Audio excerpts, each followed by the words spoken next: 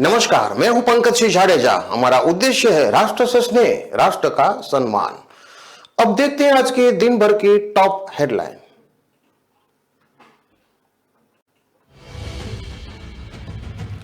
गुरु नानक देव का 554वां प्रकाशोत्सव आज से शुरू। पटना के तख्त श्री हरमंदिर साहिब में तैयारी पूरी। देश विदेश से पहुंचे श्रद्धालु।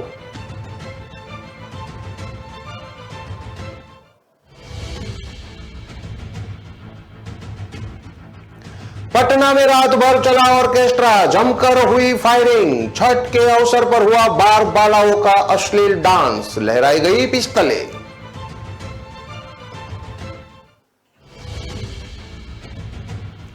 बिहार में ठंड की दस्तक, गिरने लगा है पारा। ग्रामीण इलाकों में छा रहा है कोहरा। बेगूसराय और पूर्वी चंपारण सबसे ज्यादा गर्म।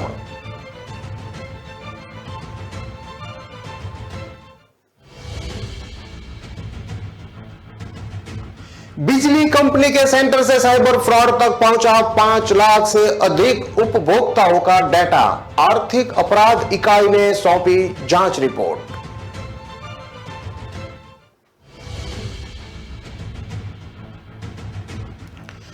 दहेज के लिए पहले पिटा, फिर पत्नी को फंदे में लटकाकर मार डाला। रिश्ते का हुआ कत्ल।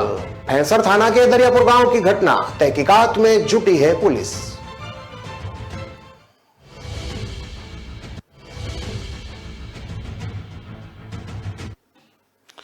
अब देखते हैं खबरें विस्तार से।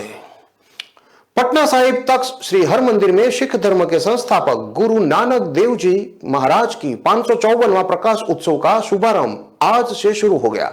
6 दिनों तक चलने वाले इस प्रकाश उत्सव पर्व में Australia, England, Norway, Germany, Canada, France सहित दिल्ली, झारखंड, पश्चिम बंगाल, उत्तर प्रदेश, पंजाब, हरियाणा सहित देश के कोने कोने से सिख श्रद्धालु पहुंचने लगे हैं।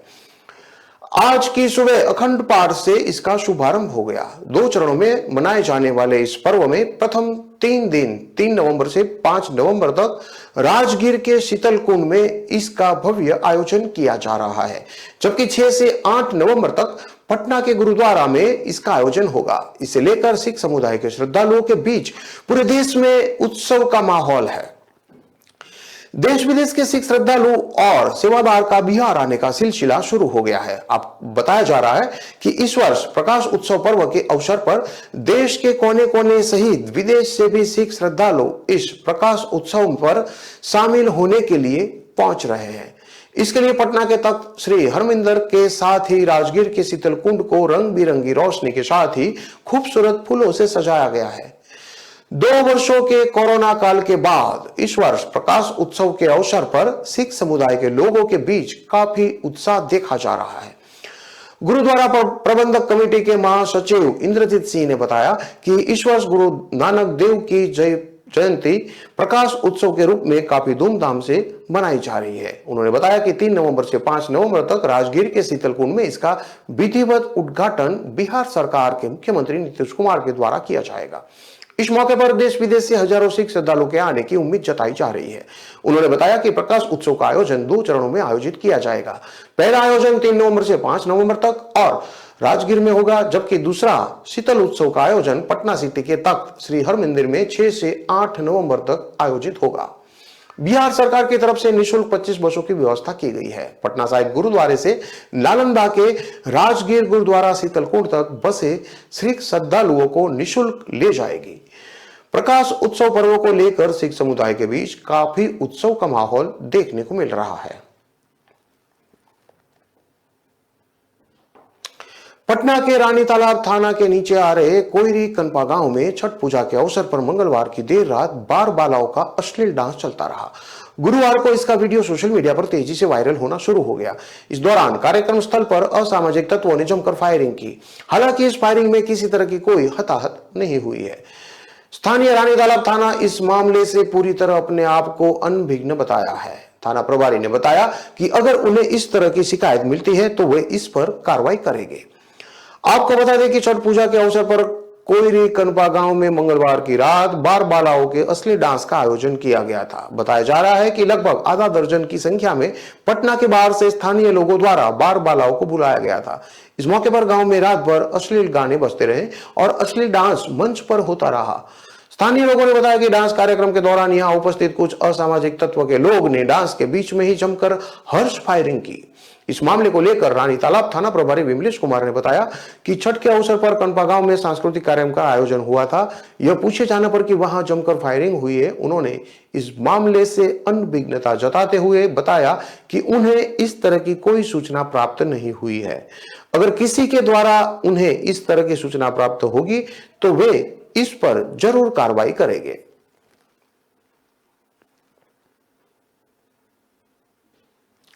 बिहार में मौसम में लगातार बदलाव जारी है। ग्रामीण और नदी से सटे इलाकों में धुंध और कोहरे की स्थिति अब बनने लगी है।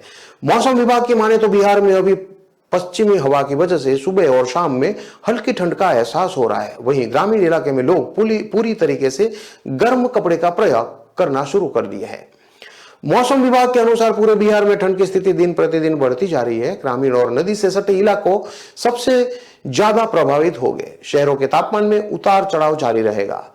प्रदेश में अभी पश्चिमी हवा का प्रभाव है और अगले 4 से 5 दिनों तक मौसम शुष्क बना रहेगा। इस दौरान प्रदेश का अधिकतम तापमान 28 से 32 डिग्री सेल्सियस और न्यूनतम तापमान 16 से 20 डिग्री सेल्सियस रहने की संभावना है। मौसम विभाग के अनुसार लोगों को सुबह और शाम में ठंड का एहसास ज्यादा होगा। सुबह थोड़ी सी धुंध के बाद धूप निकालने के बाद लोगों को राहत मिल रही है। बिहार की राजधानी पटना के साथ अन्य शहरों के तापमान इस प्रकार रहे हैं। पटना का अधिकतम तापमान 30 डिग्री सेल्सियस और न्यूनतम तापमान 20 डिग्री सेल्सियस है। गया का 30.4, भागलपुर का 30.5, नवादा का 30.7, रोहतास का 30.4 डिग्री और पूर्णिया में 31.2 डिग्री सेल्सियस रिकॉर्ड किया गया है।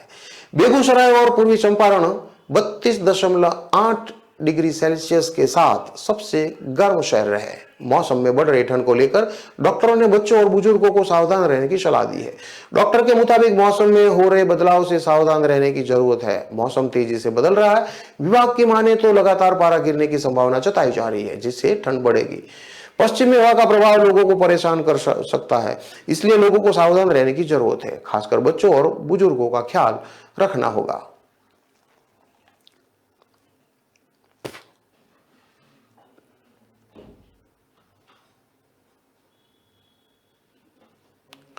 पटना में स्मार्ट प्रीपेड मीटर लगने के बाद उपभोक्ताओं को बिजली कटने का भय दिखाकर साइबर अपराधी उनके खाते से लगातार निकासी कर रहे हैं। लगातार ऐसी घटनाओं के बाद बिजली कंपनी ने आर्थिक अपराध इकाई यानी कि ईओयू को जांच का जिम्मा सौंप दिया था। पुलिस सूत्रों की माने तो ईओयू ने अपनी जांच रिपोर्ट में बिजली कंपनी को सौंप दी है। इसमें यह बात आई है कि बिजली कंपनियों के डेटा सेंटर से ही उपभोक्ताओं का डेटा लीक हुआ है। बिजली उपभोक्ताओं का डेटा जामताड़ा और असम के साइबर अपराधियों के हाथ लगा है। पुलिस यह मान रही है कि जिन एजेंसियों को बिजली बिल का मैसेज भेजने का जिम्मा दिया गया है, वहीं से उपभोक्ताओं का मोबाइल नंबर और कंज्यूमर आईडी साइबर अपराधियों को उपलब्ध कराया गया है। पटना, भागलपुर, मुजफ्फरपुर और आसपास के जिलों में ठगी के ऐसे मामले लगातार आ रहे हैं। बिजली बिल के नाम पर साइबर ठगी का सबसे अधिक मामला पटना में दर्ज किया जा रहा है। बिजली अधिकारियों से मिले आंकड़े के अनुसार राज्य में 10 लाख स्मार्ट प्रीपेड मीटर लगे हैं। वहीं पटना में 3.5 लाख स्मार्ट मीटर लगाए गए हैं। जांच टीम की माने तो 5 लाख से अधिक बिजली उपभोक्ताओं का डेटा साइबर अपराधियों के हाथ लगा है। सबसे अधिक पटना जिले के बिजली उपभोक्ताओं का डेटा लीक किया गया है। यही कारण है कि पटना में बिजली बिल के नाम पर ठगी का मामला सबसे ज्यादा है। रिटायर्ड डीआईजी उमाशंकर प्रसाद ने गर्दनीबाग थाने में साइबर ठगी का केस दर्ज कराया था। साथीरों ने बिजली बिल बकाया होने पर कनेक्शन कट जाने का झांसा देकर उनके खाते से 1,11,000 रुपए उड़ा लिए थे। जांच के बाद जून 2022 में गर्दनीबाग और जामताड़ा की पुलिस ने जामताड़ा के पारटोल गांव से 4 साथीरों गोविंद मंडल, राजगिर मंडल, बीरू मंडल और सुभाष मंडल को गिरफ्तार किया था। उनके पास से 1,25,000 रुपये नगद, 13 मोबाइल, 18 सिम कार्ड सहित अन्य सामान बरामद किया गया था। 3 महीने बाद भी इन साथीरों को गर्दनीबाग थाने की पुलिस ने रिमांड पर नहीं लिया है। जिस मोबाइल से रिटायर्ड डीआईजी से ठगी हुई थी, वह भी इन साथीरों के पास मिला है।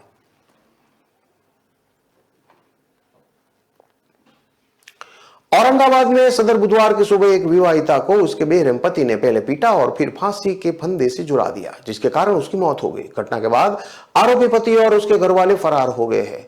घटना फैसर थाना क्षेत्र के दरियापुर गांव की है। मृतका 25 साल की गीतांजलि देवी उसी गांव के विमलेश पासवान की पत्नी थी। पुलिस शव को बरामद कर तहकीकात शुरू कर दी है। वहीं शव का पोस्टमार्टम कराकर परिजनों को सौंप दिया है। इस मामले में मृतका के पिता गया जिले के डुमरिया थाना के बोखा गांव निवासी नारायण पासवान द्वारा स्थानीय थाना में दहेज हत्या का मामला दर्ज कराया गया है, जिसमें पति विमलेश पासवान और उसके घरवाले का नामजद आरोपी बनाया है। पुलिस फरार आरोपियों की गिरफ्तारी के लिए छापेमारी कर रही है। ग्रामीणों ने बताया कि आपकी बेटी को दामाद ने मार डाला है। विवाहिता के पिता पोखा गांव निवासी नारायण पासवान ने बताया कि बुधवार की सुबह एक ग्रामीण ने मोबाइल पर सूचना दी थी। उसने बताया कि आपकी बेटी को दामाद ने फांसी के फंदे पर लटकाकर मार डाला है। यह सुनते ही मेरे पांव तले से जमीन खिसक गई। कुछ ही देर के लिए मैं शून्य हो गया। इसके बाद रोते हुए घर वालों को बताया और आनंद फानन में बेटी के ससुराल के लिए निकल गया।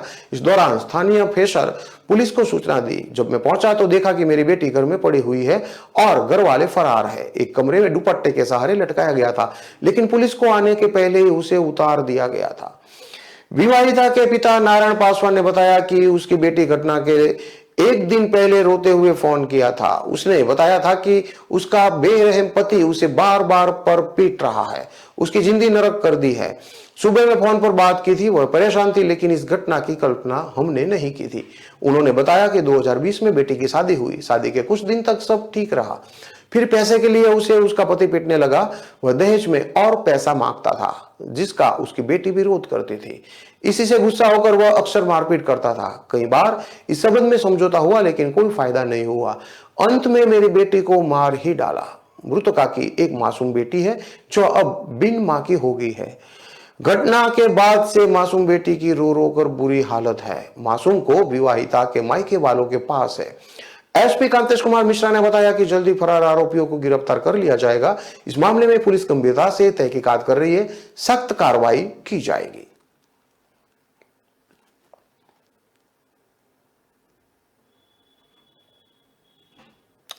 खबरों में लेते हैं अब एक छोटा सा विराम।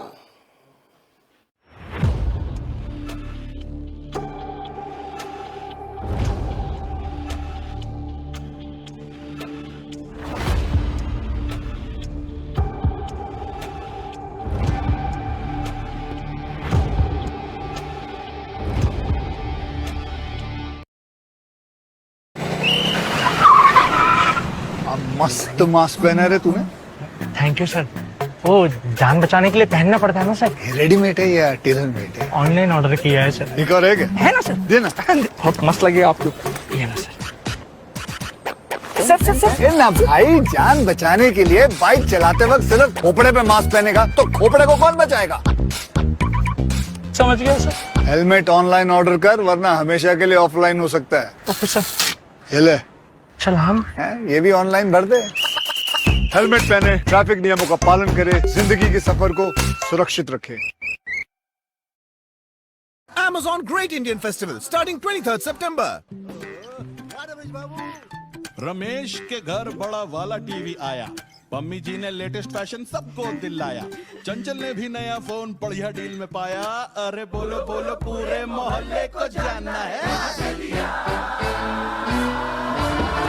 Amazon Zelia, Amazon Zelia, Amazon, Amazon, Amazon। आ रहा है Amazon Great Indian Festival। बड़े ब्रांड्स पर बड़ी डील्स, नो कॉस्ट EMI और बैंक डिस्काउंट 23 सितंबर से।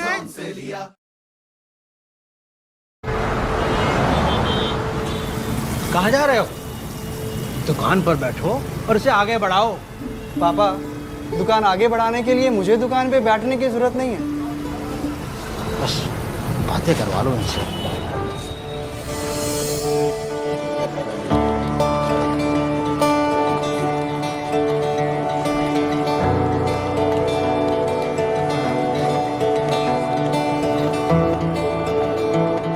थोड़ा सा ऊपर हो।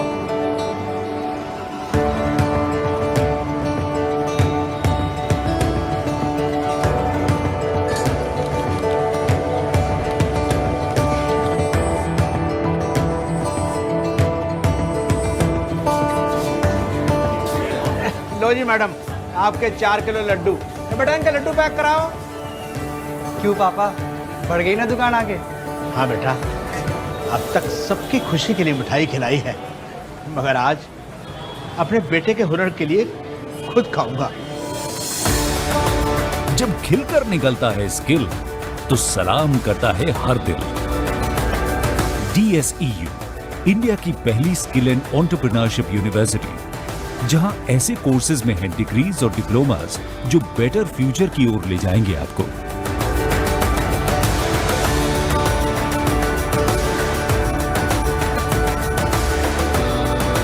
तो एडमिशन के लिए अप्लाई कीजिए।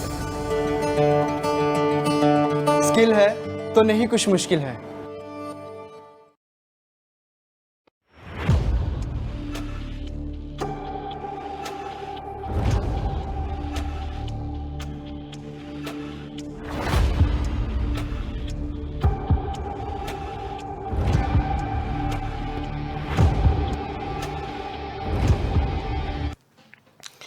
विराम के बाद एक बार फिर से आपका स्वागत है। अब देखते हैं आगे की और खबरें। आरा में मूर्ति विसर्जन के जुलूस में विवाद के दौरान टाउन थाना क्षेत्र के सिंघी मोहल्ला में मंगलवार को युवक डेमन सिंह की धारदार हथियार से हत्या और 2 युवकों अभिषेक कुमार और सागर कुमार को गोली मारने की घटना के तीसरे दिन बुधवार को भी हंगामा चालू रहा। इस दौरान सिंघी में गई पुलिस पर सबूत मिटाने के आरोप भी लगे। थानाध्यक्ष और कांड के अनुसंधानकर्ता का घेराव कर बंधक बना लिया गया। पुलिस अधिकारियों और पुलिस कर्मियों को गुस्साए लोगों ने आरोपी के घर की तलाशी लेने से रोक दिया। मामला बिगड़ने पर महिला थाना के पुलिस और एसएसपी पहुंच गए, लेकिन लोग पक्षपात की आशंका से एसपी को बुलाने और उनकी मौजूदगी में आरोपी के घर की तलाशी कराने पर अड़ गए। इस बीच एसपी संजय कुमार सिंह पहुंच गए और लोगों से वार्ता करके शांत किया। इसके बाद आरोपी अशोक सिंह के घर में आटा, बिस्तर, अलमारी और अन्य छिपाने वाली जगह तलाश कर उसकी चलाकर 2 देसी कट्टा, कारतूस और खोखे जब्त किए। बंधक बनाने की बात पर एसपी ने कहा कि मेरी तरफ से यह पुष्टि नहीं की जा रही है कि फॉरेंसिक जांच कराई जाएगी। इस बीच पुलिस ने 4 आरोपी में छोटकी सिंह ही निवासी अशोक सिंह की पत्नी पुष्पा देवी, मनोज कुमार की पत्नी ममता देवी, राजा सिंह की पत्नी काजल कुमारी और गोसगंज के नागेंद्र कुमार सिंह को गिरफ्तार किया है। जबकि पिपरा गांव से अपनी बहन पुष्पा देवी के ससुराल गए रविंद्र सिंह को पुलिस ने पूछताछ के लिए हिरासत में लिया है। ये चर्चा है। घटनाक्रम में एक राइफल और 13 कारतूस और चाकू भी जब्त किया है। इस कांड में महिलाओं समेत 9 लोगों पर नामजद एफआईआर है। अशोक सिंह, ऋत्विक राजा और अन्य भाग गए हैं। दूसरे पक्ष से भी घर में घुसकर मारपीट और फायरिंग का काउंटर केस हुआ है। मृतक डेमन के परिजनों का आरोप था कि थानाध्यक्ष और केस अनुसंधानकर्ता सिविल ड्रेस में कुछ बदमाशों और महिलाओं के साथ आए थे और पानी से खून धुलवा रहे थे। मना करने पर कहा कि केस कर देंगे। ट्रैक सूट पहने कुछ युवक भी आए थे जो अपने को पुलिसकर्मी बता रहे थे। एएसपी हिमांशु शुक्ला ने कहा कि पुलिस को बंधक नहीं बनाया गया था। पब्लिक का कहना था कि वरीय अधिकारी के सामने सर्च किया जाए। आरोप लगा, इसलिए तो हम 5 मिनट में पहुंच गए। वहां क्राइम सीन रिक्रिएशन किया जा रहा था। हथियार बरामदगी के लिए कुछ लोगों को लाया गया था। मिले भी सही सबूतों की फॉरेंसिक लेबोरेटरी में भी जांच होगी। इस घटनाक्रम की शुरुआत सोमवार की रात हुई थी, जब विसर्जन जुलूस में ही सिंघी मोहल्ला के युवक मूर्ति विसर्जन करने बड़हरा प्रखंड में महुली घाट गए थे। विसर्जन में लौंडा डांस भी किया था। सरिया बाजार पर सिंगली मुल्ला के कुछ युवक डांसर से सटकर डांस करने लगे, बदतमीजी करने लगे। इस पर विवाद हुआ। लौटने के बाद चचेरे भाई अभिषेक और सागर अपराधियों के घर उलाहना देने गए थे, तभी मारपीट हो गई। एक पक्ष ने फायरिंग कर दी। गोली लगने से जख्मी अभिषेक और सागर इलाजरत है। आरोप है कि दुकान बंद कर घर जा रहे डेमन को मार डाला गया।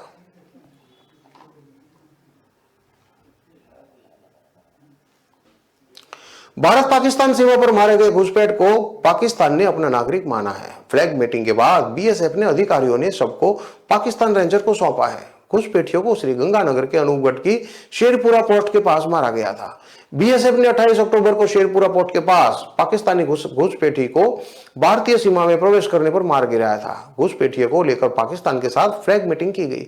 पाकिस्तान रेंजर्स ने बीएसएफ अधिकारियों से पहचानने के लिए घुसपैठियों की फोटो मांगी थी। जांच के बाद पाकिस्तान ने माना कि घुसपैठिया मुनीब आसिफ मोहम्मद आसिफ पाकिस्तान के बहावल नगर के चक 269 का निवासी था। इसके बाद शव लेने को वो लोग राजी हुए।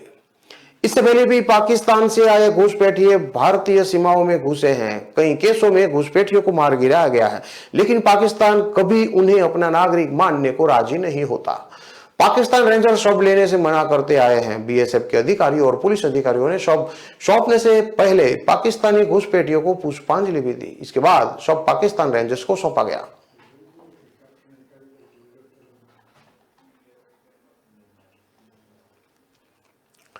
मां ने प्रेमी के साथ मिलकर 5 साल के बच्चे की हत्या कर दी। 3 दिन तक दोनों पुलिस को धोखा देते रहे। आखिरकार पुलिस के सामने पूरा राज खुल गया और दोनों को बुधवार को गिरफ्तार कर लिया गया। जांच में सामने आया कि बच्चे को मां के अवैध संबंध का पता चल गया था। इसके बाद दोनों ने बच्चे को मौत के घाट उतार दिया।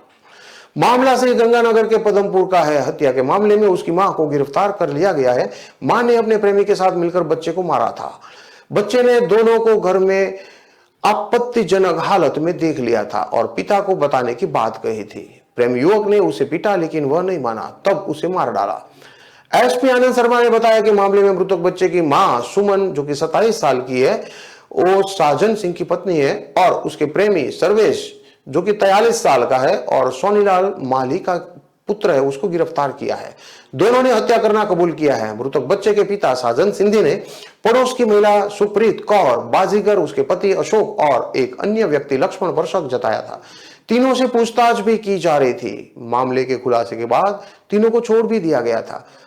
दरअसल 30 अक्टूबर को मृतक तुषार के पिता साजन सिंधी ने घर से जाने के बाद सुमन ने सामने के घर में रहने वाले अपने प्रेमी सर्वेश को घर पर बुलाया था। इस दौरान बच्चे बाहर खेल रहे थे, तभी तुषार घर में आया और उसने अपनी मां सुमन को सर्वेश को आपत्तिजनक हालत में देख लिया। सर्वेश को डर था कि बच्चा यह बात अपने पिता को ना बता दे। उसने उसे 10,000 रुपये का लालच दिया, लेकिन वह नहीं माना और पिता को पूरी बात बताने पर अड़ा रहा। इस पर सर्वेश ने उसे पीटा। उसके बाद भी जब वो नहीं माना तो मां और उसके प्रेमी ने घर में पड़ी कपड़े की रस्सी से गला दबाकर तुषार की हत्या कर दी। मां ने एक बोरे में शव को डालकर मकान की छत पर फेंक दिया। पुलिस से बचने के लिए बच्चे के गुम होने की कहानी गढ़ दी। आरोपी प्रेमी को पता था कि सुमन और सुप्रीत कौर के बीच मोबाइल को लेकर विवाद हुआ था। ऐसे में उसने हत्या का आरोप मोबाइल के विवादों को लेकर पड़ोसी सुप्रीत कौर और उसके परिचित लक्ष्मण वर्मा पर लगाने की योजना बनाई। हत्या के बाद सर्वेश अपने घर चला गया। इसके बाद मां ने बच्चे के गुम होने की जानकारी अपने पति साजन को फोन पर दी।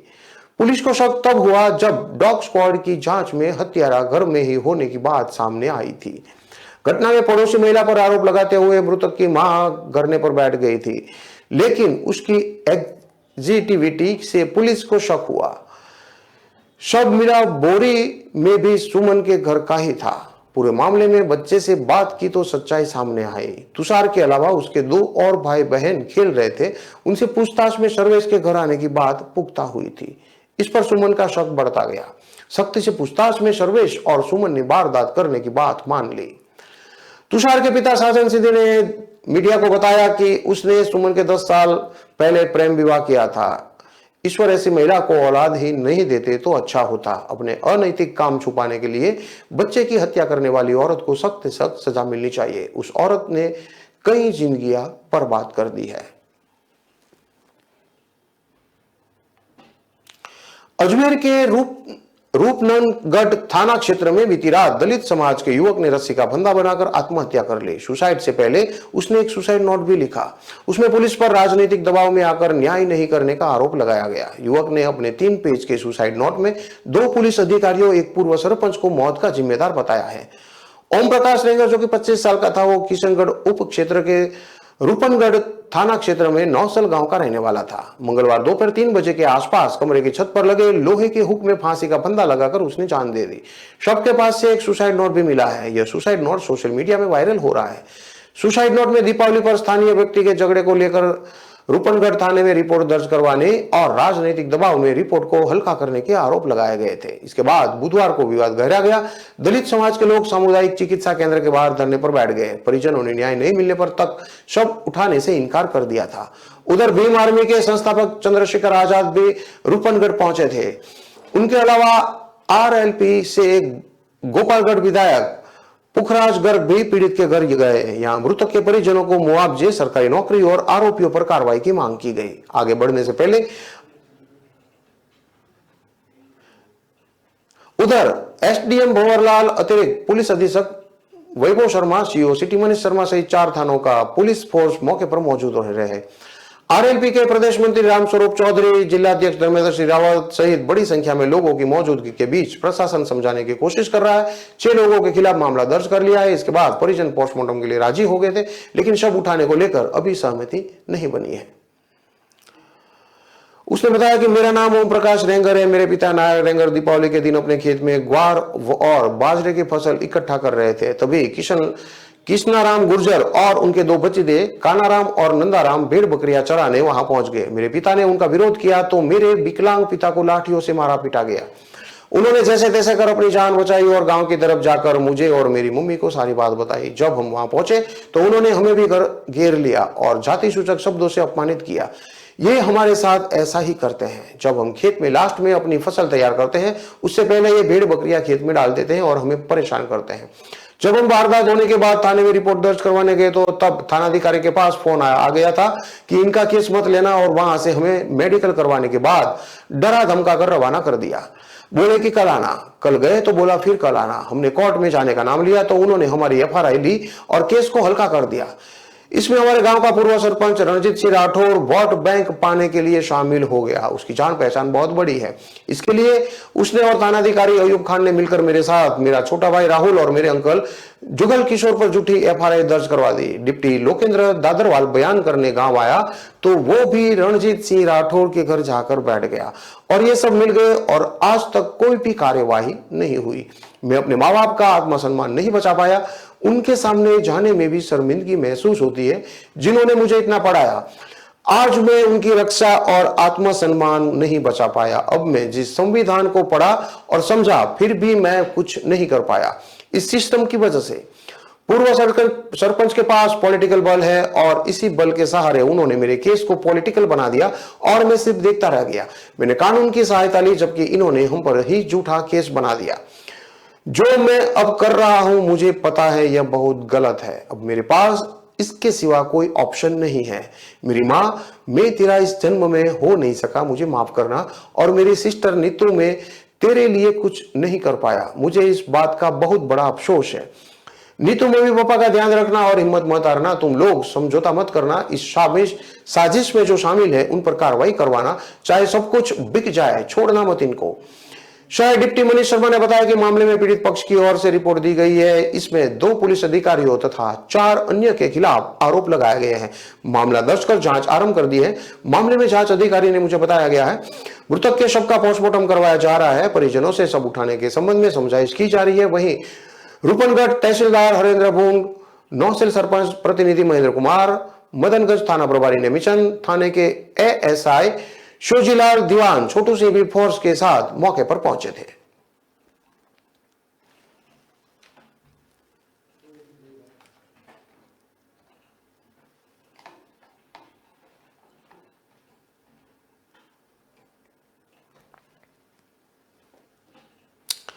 इन सभी खबरों को विस्तार से पढ़ने के लिए आप हमारे वेबसाइट का भी प्रयोग कर सकते हैं। हमारा वेब का पता है www.kalamkartavya.com।